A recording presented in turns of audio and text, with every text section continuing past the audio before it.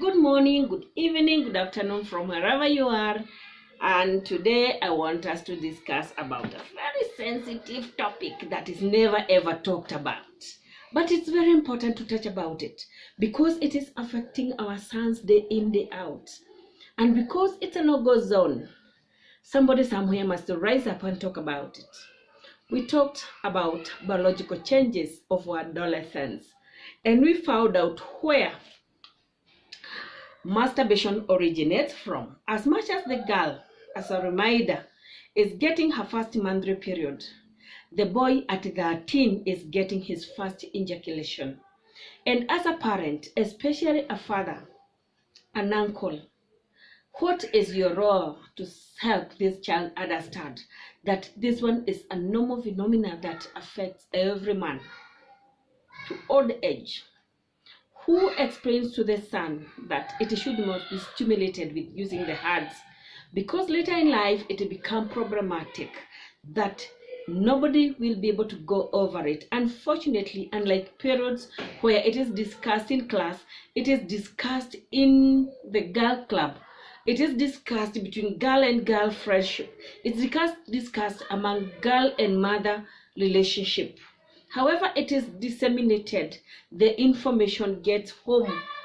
Who takes the information to the boy child that experiencing wet dreams is a normal phenomena, that it starts at 13 as masturbation and the hormones start taking toll to satisfy the feelings of a man, to bring this man to understand now he is a man enough, a man who can make a woman pregnant. Unfortunately, because these morning dreams, wet dreams, it is pleasurable feelings. You find that majority of our young men, they are doing and stimulating themselves with their hands. They are stimulating, some are even putting some stuff in the mattresses. And now it is becoming a problem at a campus level. At 19, at 20, at 25 and onwards. Owing to the fact that talking about masturbation, unlike periods, it's a no-go zone. Nobody talks about it. Nobody wants to talk about it. The society condemns it, talking about sex and sexuality. Religion cuts across. Nobody talks about it. And we expect spirituality. We expect cultural norms to be followed. Yet, nobody orientates this young man in this new world of wet dreams and make him understand that it's a natural phenomenon. It's a feeling that comes to every man between 3 a.m. to 6 a.m. and it should not be stimulated by hearts. Rest, it will come to affect them psychologically. It will come to affect them socially. It will come to affect them spiritually. It will come to affect them emotionally. And then there are unseen scars, unseen wounds, whereby we may not be able to discuss it at length with our young men. And that is why men are suffering in silence. They may not be able to express this to anyone. But the bottom line is, what are we doing as parents? When should a young man, a young person understand that now this masturbation is getting out of hand? Number one, when it is hurting or injuring self, and it is not a physical injury, it's an emotional, psychological, social injury. And this injury is when now this person is compelled to do it, hurting their relationship. You feel you cannot do without it. You must sneak in the toilet and do it. You're with a spouse, you've reached the age of marriage. You're sneaking in the toilet to do it. And now it becomes a real problem. And to repress this problem, you find that it is driving our young men into substance abuse. And we don't know how to go about it. Who will help them to get out of that compellment to use and follow masturbation, to stop working on themselves as far as sex and sexuality is concerned. It also affects or interferes with work. You are a working person. You are at work and you're with people who you work with. And then a possibility of these unhealthy feelings come even when you're in the middle of a meeting and you feel that now I have to do it. You sneak out of the workplace, you sneak out of the place. You friends at this age of working, they are reaching the age of marriage. You cannot get married because literally you don't know how it goes when it comes to heterosexual, when it comes to relationships. It leads to depression, it leads to anxiety that can lead to severe distress and severe psychological issues. And you find that it brings a lot of self-conflict within yourself, and you don't know where to vent or who to tell but to use a substance abuse. When does it again cause an individual emotional pain? It is when now you feel that you're becoming a problem to your partner. Your partner feels that what is wrong with me? What am I not doing that this person must do this? And you also find that the relationship cannot be maintained. Everybody is looking forward to have a relationship, but now when the relationship cannot work, you cannot attain the desired norms of a couple because you're doing it on yourself. Your partner feels guilty. You also feel guilty that you're hurting your partner. You don't know how to go about it. You're chronically a masturbator and you lose sexual connectivity with your partner, and it brings a relationship breakup. And she don't understand what is wrong with her, neither do you understand what is wrong with you.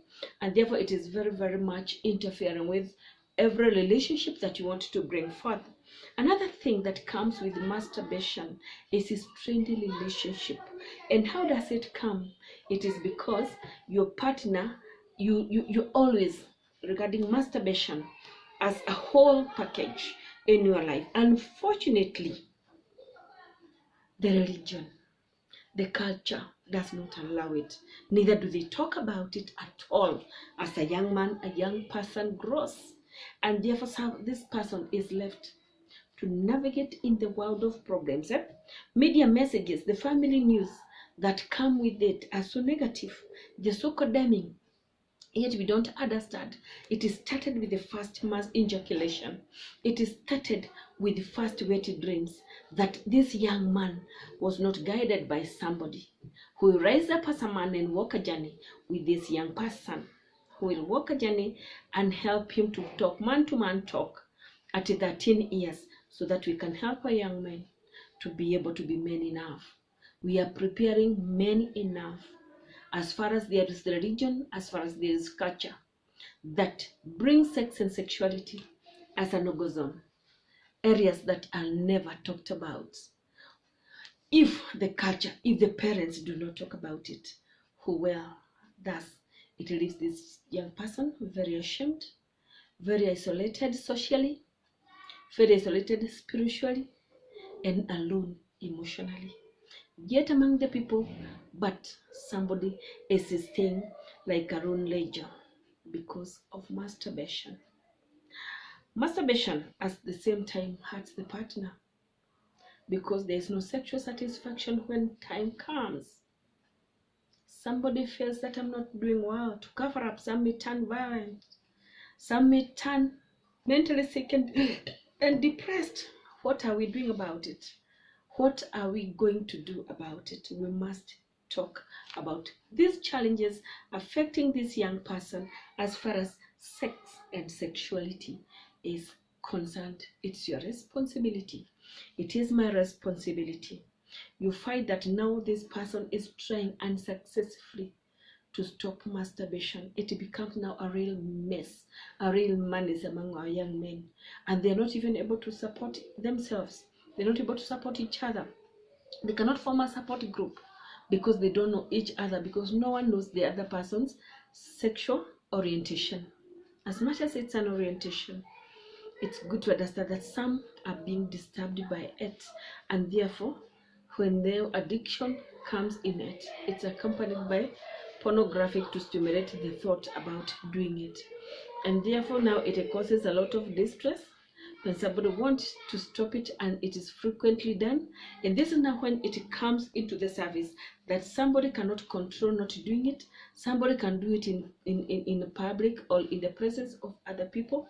At the same time, this person cannot afford to stop it. And therefore, it is very, very important to talk about it to our young men, especially our men. You are tasked to do this. Use the language, a simple language they can understand. If not, you can give advice. If not, you can seek medical or psychological support. But the bottom line, there is a disconnect when it comes to talk about sex and sexuality, especially to our young men. Be counted, study the gap.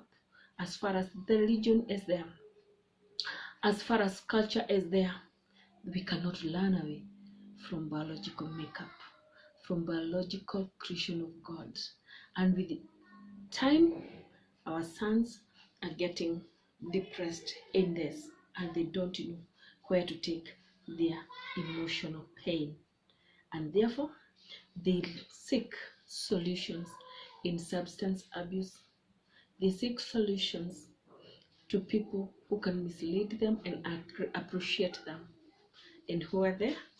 The masturbators, if they come across one, and substance abuse, because they want to repress their feelings and they do not know where to take their feelings for fear of being judged harshly by the society.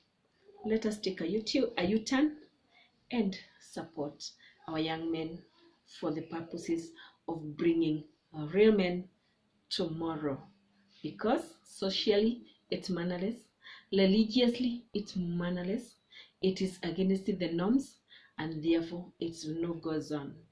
Rise up, men, talk to your sons, enlighten them, and let us bring forth future husbands, future sons-in-laws, future fathers, future caregivers to their families, so that we don't have a lost child or a lost man or a lost generation when we don't have men in our society. Thank you so very much, because it's important we work together. Thank you.